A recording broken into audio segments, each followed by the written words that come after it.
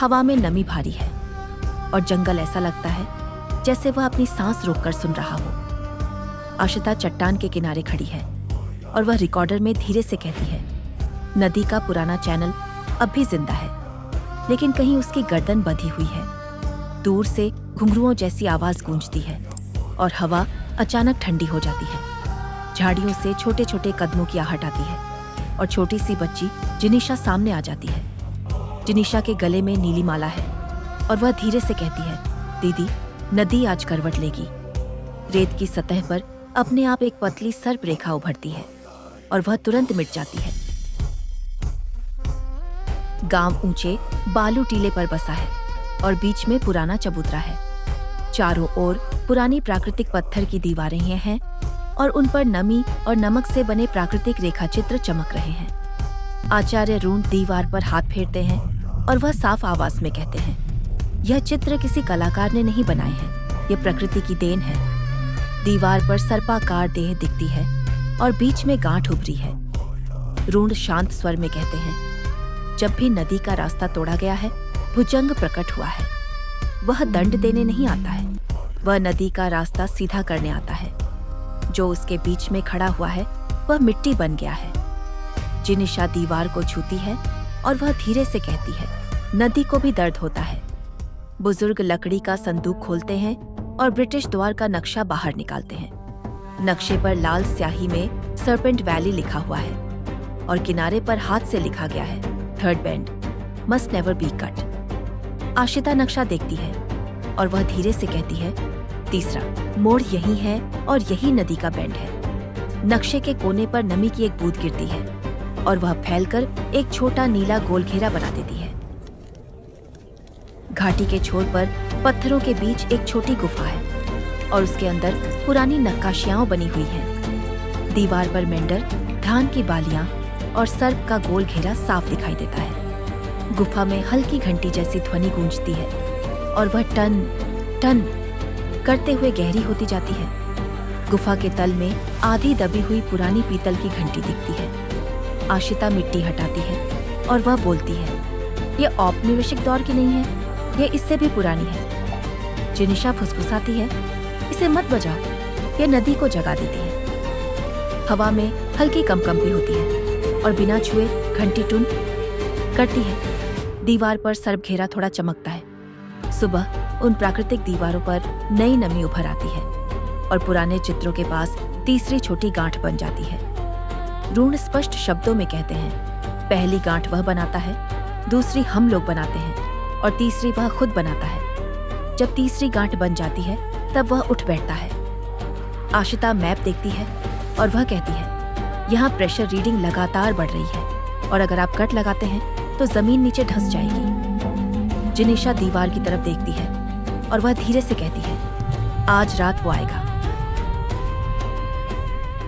Colonel Bhatia side पर आता है और उसके साथ ठेकेदार आता है। ठेकेदार गले में सोने की चेन पहनता है और हंसते हुए कहता है, कर्नल साहब, तीसरा मोड़ काट दीजिए और मैं यहाँ वाटर फ्रंट बना दूंगा। धंधा बहुत अच्छा चलेगा।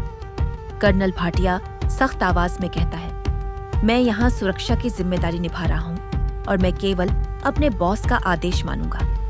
आप अपने मुनाफे की बातें अपने पास रखिए और काम के दायरे में रहिए। ठेकेदार धीमे से हंसता है और बोलता है, जो चीज बहती है उसे मोड़ना आसान होता है।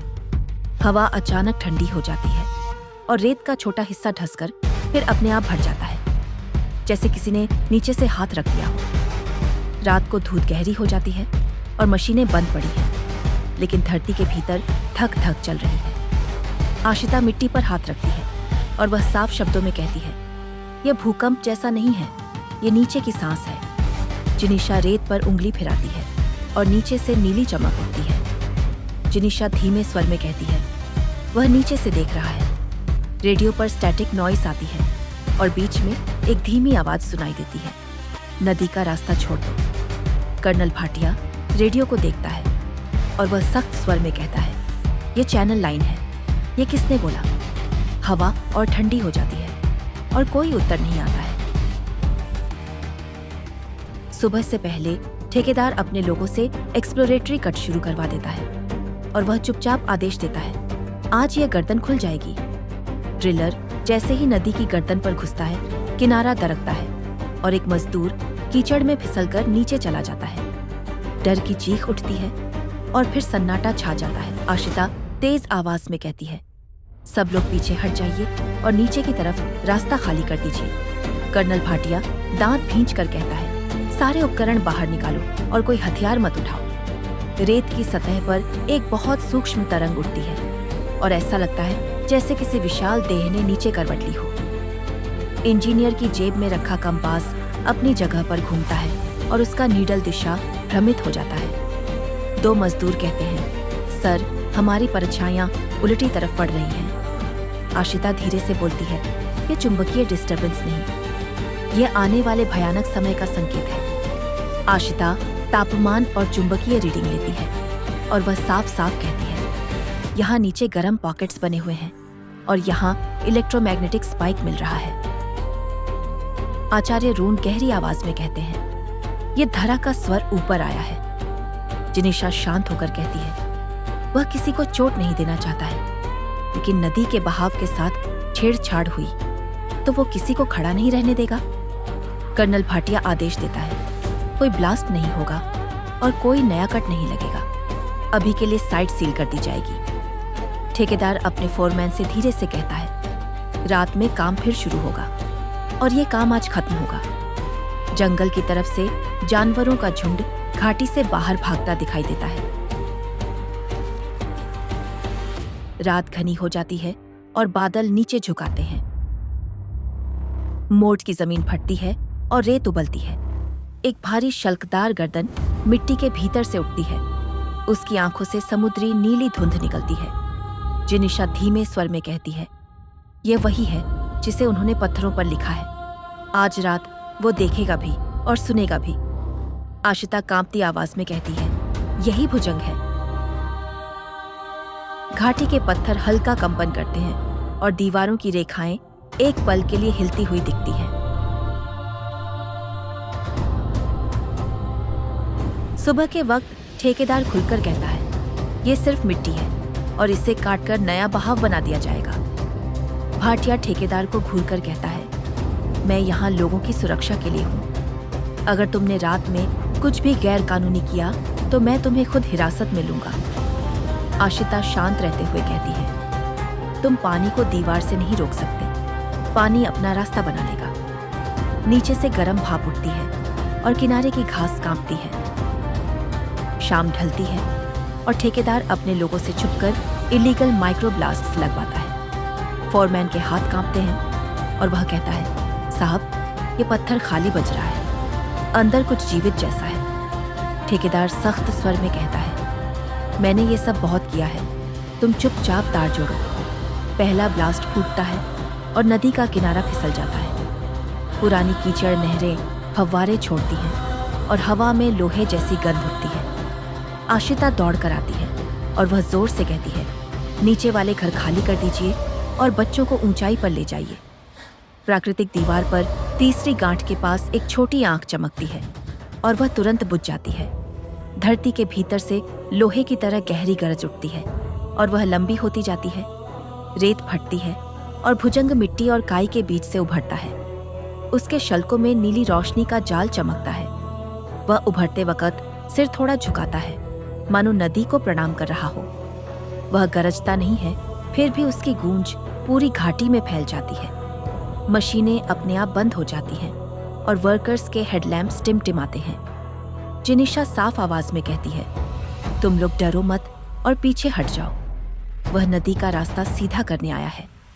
भुजंग सिर मोड़ की तरफ झुकाता है और वह कटे हिस्से पर देह रखकर प्रेशर देता है। पानी उसी मोड़ से पुरानी धारा में लौटना शुरू कर देता है। ठेकेदार चीखता है और वह कहता है, तुम लोग फायर करो और उसे हटाओ।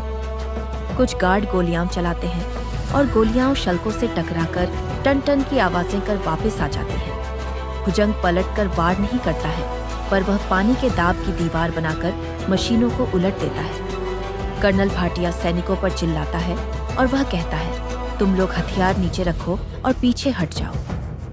ठेकेदार पागलपन में दूसरे ब्लास्ट का तार खींचता है।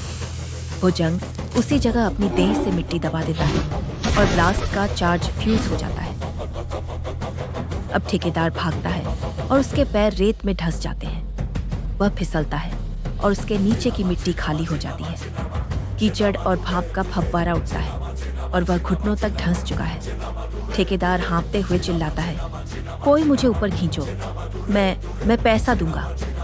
भुजंग एक पल के लिए ठहरता है और उसकी आंखों में नीली धुंध गहरी हो जाती है। आशिता दूर से चिल्लाती है, पीछे हट जाओ, कोई पास मत जाओ। कर्नल भाटिया दहाड़ता है, रस्सी फेंको, खतरे की लाइन के बाहर रहो। ठेकेदार कीचड़ में और धंसता है और वह कांपती आवाज में कहता है, मैंने कुछ नहीं किया, सब तुम्हारे आदेश। भुजंग अपना सिर बहाव की तरफ मोड़ता है और अपनी देह से जलदाब बदल देता है। एक भारी लहर ठेकेदार को धकियाकर सीधे गहरे भंवर की ओर खींच लेती है। ठेकेदार की चीख एक पल में पानी की आवाज में गुम हो जाती है और सतह पर सिर्फ 2 गोल वर्तुल रह जाते हैं, जो धीरे धीरे बड़े होकर टूट जाते हैं। घाटी में पूर्ण सन्नाटा है। भुजंग वापस मोड़ की तरफ देखता है और धारा को फिर से सीधी कर देता है।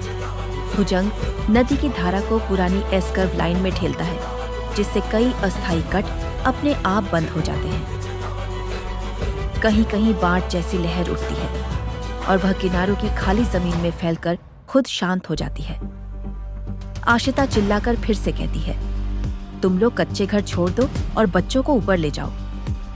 आचार्य रून गांव वालों को लाइन में लगाते हैं और कहते हैं, जिन पत्थरों से तुमने बांध बना के नदी का गला घोंट दिया, उन्हें जल्दी से उठाओ और नदी को बहने का रास्ता दो।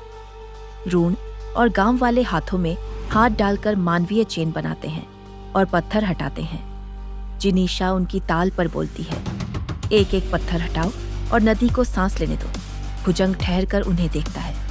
उसकी आंखों की नीली धुंध धीमी होती है, जैसे वह उनकी मदद स्वीकार कर रहा हो। अंधेरा फैल चुका है और हवा में धुआं, नमी और कीचड़ की गंध मिल गई है। अचानक जिनीशा गायब हो जाती है और लोग घबराकर उसका नाम पुकार रहे हैं। जिनीशा निचले रेत टापू पर अकेली बैठी मिलती है।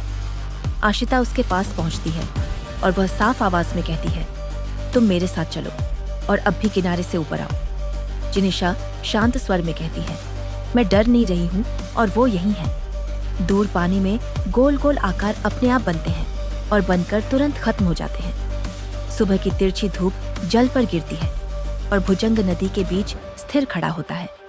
वह आधा जल में है और वह आधा मिट्टी में है। वह बहुत धीरे धीरे अपने चारों ओर एक परफेक्ट जल वर्तुल बनाता है और ऐसा लगता है जैसे वह नदी के माथे पर तिलक लगा रहा हो।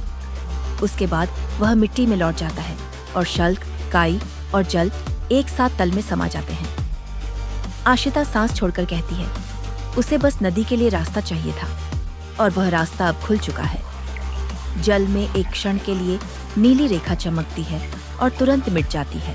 दोपहर में प्राकृतिक दीवारों पर नई रेखाएं बन जाती हैं और वे चमकती धूप में उभरी हुई दिखाई देती हैं। मेंढर का बड़ा घेरा बनता है और उसके ऊपर सर्प छाया दिखाई देती है। किनारे पर एक स्त्री की आकृति पत्थर हटाती हुई दिखती है और उसके पास एक छोटी लड़की खाली हथेली से दीवार छू रही होती है। आचार्य रून मुस्कुराते हैं और कहते हैं, धरा ने आज तुम्हें अपने नक्शे में जोड़ दिया है। जिनीशा अपनी नीली माला दीवार के नीचे रखती है और वह साफ आवाज में कहती है, अब नदी अपना हार खुद पहन लेगी। दीवार की रेखाएं हल्की हल्की थरथराती है और ऐसा लगता है कि पत्थर भीतर से सांस ले रहा है। कर्नल भाटिया दूर खड़ा रहता है और वह बिना कुछ कहे सिर झुकाकर प्रणाम करता है। कुछ हफ्ते गुजर चुके हैं। नए रेत टापू और कच्ची हरियाली दिखाई देती है। बच्चे कागज की नावें छोड़ते हैं और हर नाव अपने आप नदी की चाल पकड़ लेती है। कर्नल भाटिया साइड पर लाल फीता लगवाता है और वह बोर्ड पर साफ लिखवाता है, नो कट जोन। शाम को मेंढर सुनहरा हो जाता है और पानी पर नारंगी चिंगारियां नाचती हैं। आशिता टूटी चट्टान पर बैठती है और वह रिकॉर्डर में साफ आवाज में कहती है, ऑब्जर्वेशन।